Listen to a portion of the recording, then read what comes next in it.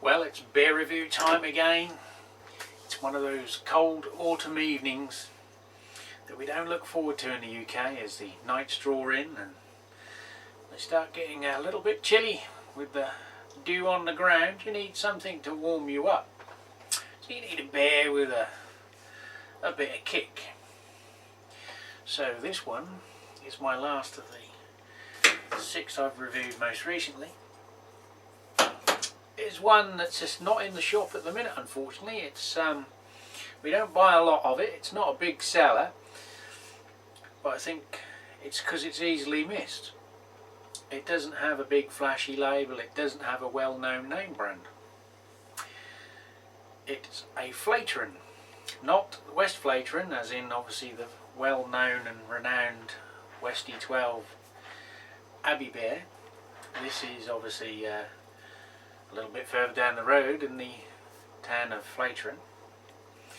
This is another quad dough. If you've seen the label on the opening shot, there is a little guy in a toga with a little fruit hat on, and this is aged in port oak barrels.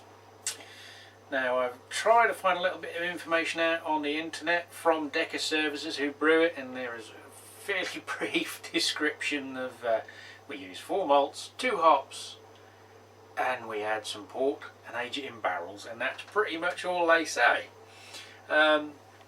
It does tell me they use honey on the label in addition to the 2 hops and the 4 malts. I can't find out what they are. They obviously add sugar, which a lot of the Belgian brewers do, to obviously rack up the ABV but without making the beer too sweet and cloying. It comes in at 12%, so it's a big beer in a little bottle. So let's see what it has to offer. A little bit of smoke, a little bit of hiss, not too much, a little bit of fruitiness on there. I know at 12% with sugar added to bring it up, it's not going to be a really heavyweight beer. Most people have commented that the head rapidly disappears, but it's poured a reasonably respectable. It comes out almost, well, a dark brown. It is shown as a brune beer on the label, which I can't argue with, but it is almost black. There's a very slight tinge on the outer edge of the glass that you can see, a slightly brownish reddish hue, but literally as I put it up to the fluorescent light you cannot see through the glass. So it's quite a dark ale. Head is diminishing. I can't see any carbonation streaming up the inside of the glass because literally there is virtually no light coming through. And I can't see anything feeding the head underneath the cap. Got some lacing on the glass, some alcohol legs, not showing a lot though.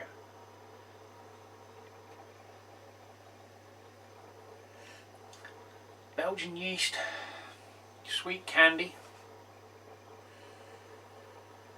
fruit, smells like fermenting fruit.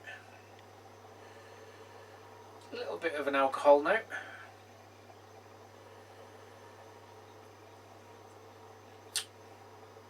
So it's not fading away now. Let's give it another kickstart. Dark fruits, stewed plums. There's a slight yeasty smell, there's alcohol, not overpowering.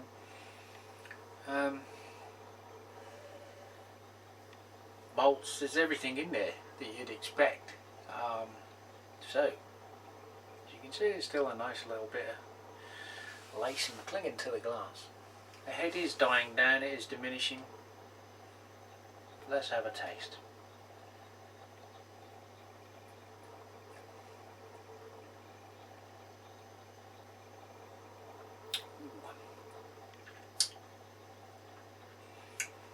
There's a sweetness there that wouldn't necessarily expect.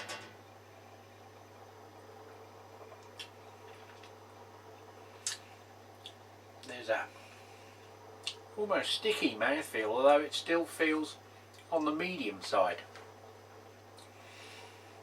You can detect some brown malt, some fruit. A lot of fruit taste coming through. There's a slight bitter start and then a sweet finish.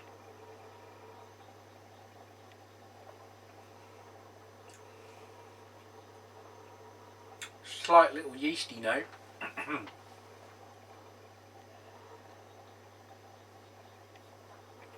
Definitely fruity, but it still feels quite a light beer. It certainly doesn't come across as a 12%er. You know, it's got something there.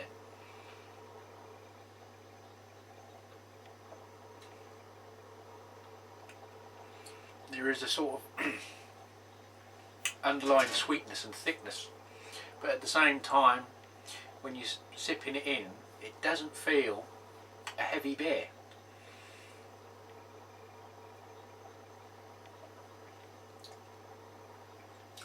Yeah. Mostly sweet fruit, very ripe, juicy, flavourful fruit, but sort of reduced down so it's more thicker and sweeter. There's a little bit of dryness to it on the afternote.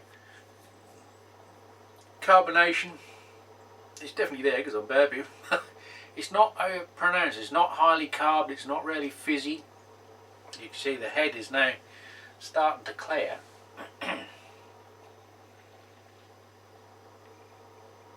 There's a little bit of alcohol warmth now coming through on my chest, but only a minimal amount. I've had that with 8 and 9% beers that are lighter, that you get a little bit of alcohol burn settling in afterwards. But again, it's another sneaky one. You know, this is not a lightweight beer, but 12% up there with sort of wines. It's not what you'd expect. You could, and it's very drinkable if sort of fruity sweeter beers are something you like. You know, if you had this in a pint glass and a pint full of it at a bar, which is generally why the Belgians stick with the smaller bottles, I think, you could quite easily sup on a pint of it and not realise. Probably until you took a few minutes and your head starts spinning.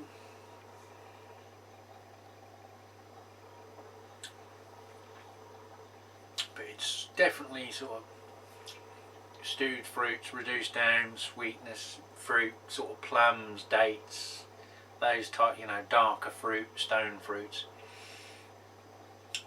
Very sweet, but you get this little bit of dryness coming in at the end, as I've already said. I can't really say much more about it. I like it. Now at the minute this one is not on the website, but there is a sister beer to it, which is just the standard Bruin 8% beer. It's not aged in port wine barrels. That's available. If this one's back in stock, I will change the link. At the minute I'm not at work, so I can't check. I know we do an order every 5 to 7 weeks of a Belgian delivery of sizable quantity, and I think the next one will be the last one before Christmas, so there'll be some Christmas hours on that. So hopefully we'll restock this one before too long.